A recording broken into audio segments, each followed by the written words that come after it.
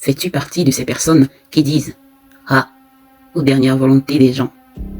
Eh bien, tu arrêteras sans doute de le faire après avoir écouté ceci. Et si tu refuses, alors les conséquences pourraient suivre. Celle-ci pourrait être la mort, ou pire. Pire encore. Qui sait? À la fin de cette histoire, dis-moi en commentaire si désormais tu tiendras compte des dernières volontés d'une personne. Dali avait plusieurs terres et 2 enfants. Un garçon, l'aîné, et une fille. Sa femme était décédée depuis longtemps.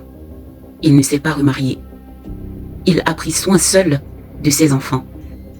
Aujourd'hui, ils ont grandi. Son fils, Abel, s'est marié. Il a épousé Binda.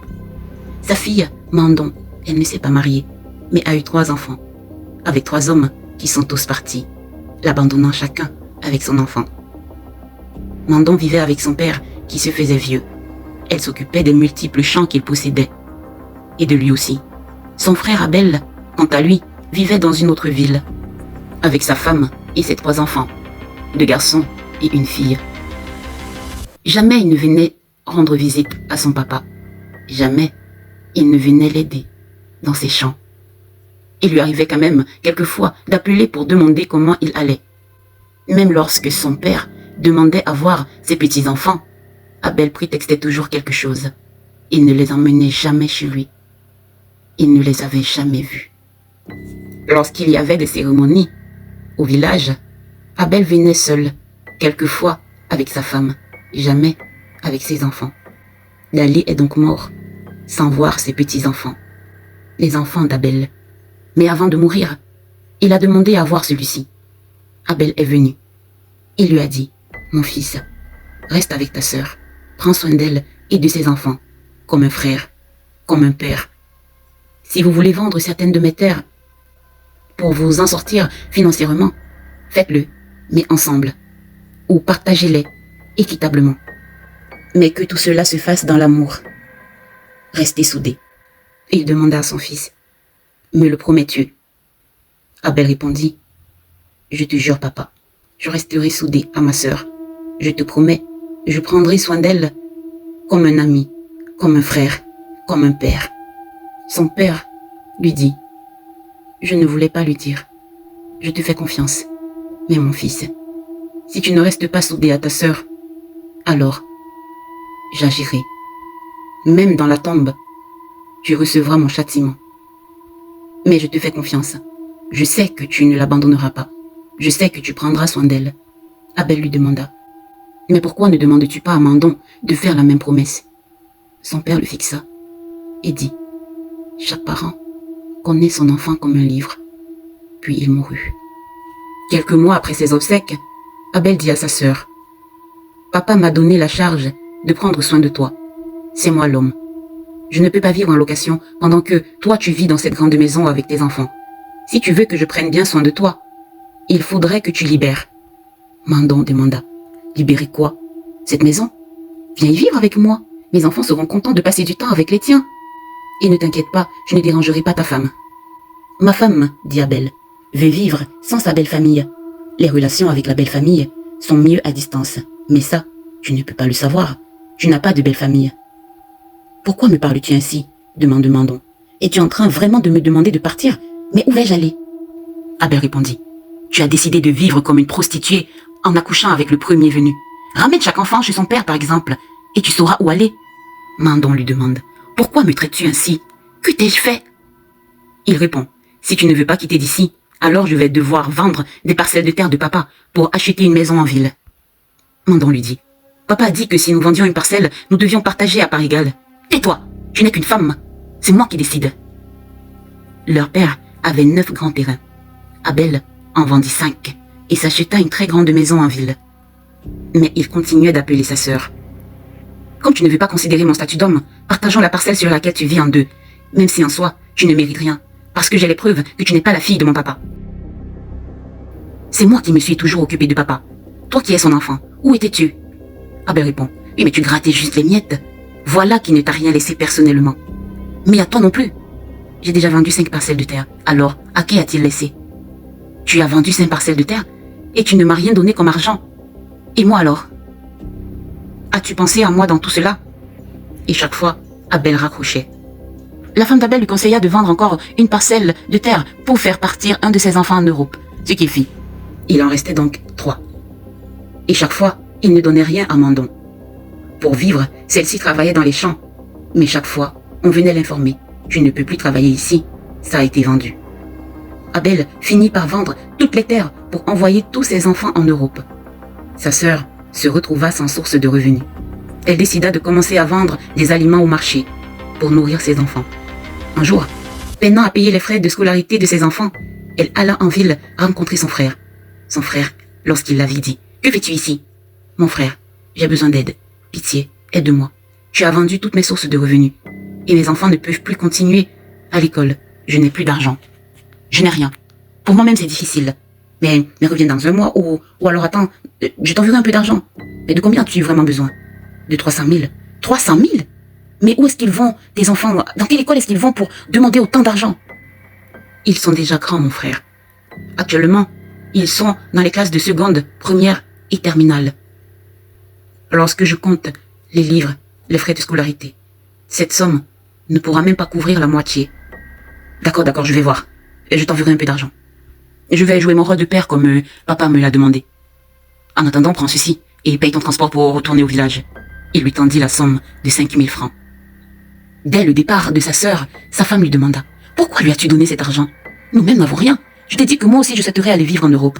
Et les miettes que nous avons, tu les lui donnes ?»« Je sais que tu veux aller vivre en Europe, » répond Abel. « J'ai une idée, ne t'inquiète pas. » Sa femme lui dit « J'espère que l'idée, c'est de vendre votre maison familiale, parce que si on va en Europe, ta sœur pourra penser que nous lui laissons la maison, et elle pourra en faire n'importe quoi. » Non, je ne comptais pas vendre cette maison.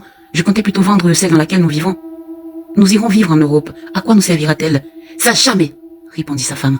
Si on la vend, où allons-nous vivre? Si on veut venir en vacances, tu veux qu'on aille squatter chez des gens alors qu'on a une grande et belle maison?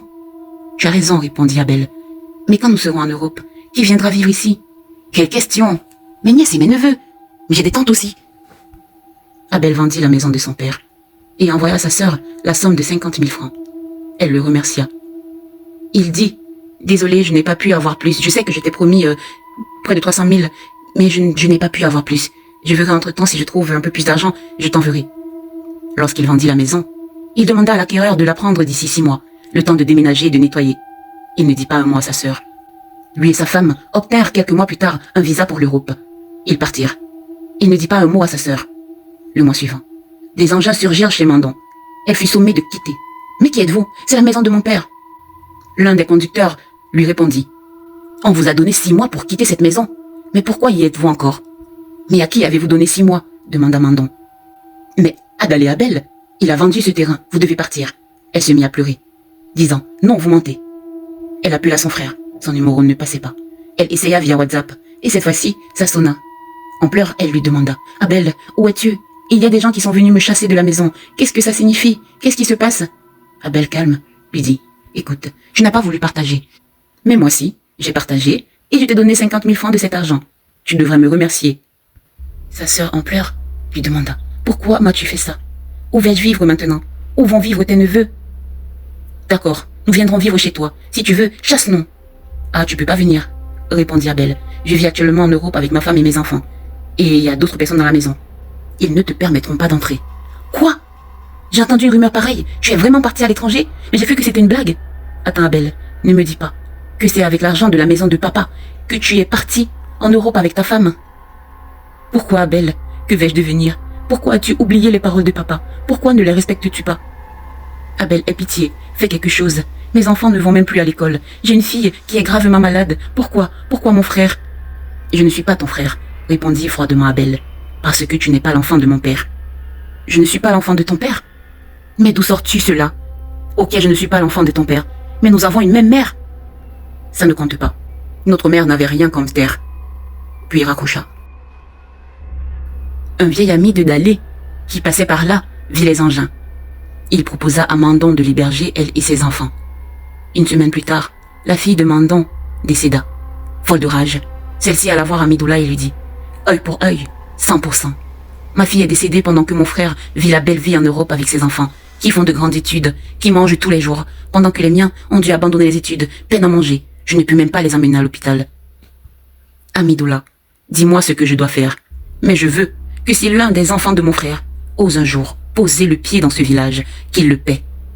Qu'il le paie d'une façon ou d'une autre. Elle fit tuer un coq noir. Amidoula lui fit prononcer des paroles. Et lui dit qu'il soit fait selon ta volonté. Les années passèrent. Abel ne revint pas au pays. Un jour, il appela sa sœur. « Bonjour ma sœur, je regrette ce que je t'ai fait subir. Pardonne-moi. » Mandon répondit, « Je t'ai pardonné. Mais dans la colère, j'ai vu un homme à qui j'ai dit, « Si un de tes enfants pose un jour le pied dans notre village, qu'il le paie. Comprends-moi mon frère, j'avais mal. Je venais de perdre ma fille. Oui, j'ai appris cela. Pardonne-moi de ne pas t'avoir appelé. » Elle prit les nouvelles des enfants. Elle apprit que tous les enfants de son frère allaient bien. L'un d'eux était devenu musicien. Un musicien très connu, apparemment. Elle avait pardonné son frère. Le vieil homme l'avait aidé. Il ne cessait de lui rappeler ce qu'aurait pensé son père de ce genre de rancœur. Mais Abel, lui, au fond, n'avait pas changé. Il n'a même pas demandé les nouvelles de ses neveux. Il avait appelé parce qu'il était gravement malade. Sa femme l'avait quitté depuis des années. Il ne l'a pas dit à sa sœur. Sentant sa mort proche, il décida, pour une meilleure organisation de ses obsèques, de demander pardon à sa sœur, espérant que celle-ci s'en occupe, car il savait que jamais sa femme ne retournerait au pays pour ses obsèques. Et ses enfants, ne sachant même pas comment ça fonctionne, ne pourraient pas bien organiser ceci. Il mourut quelques mois plus tard. Mandon, elle, allait bien. Ses garçons étaient devenus pêcheurs et chasseurs. Ils s'étaient mariés et vivaient chacun chez lui.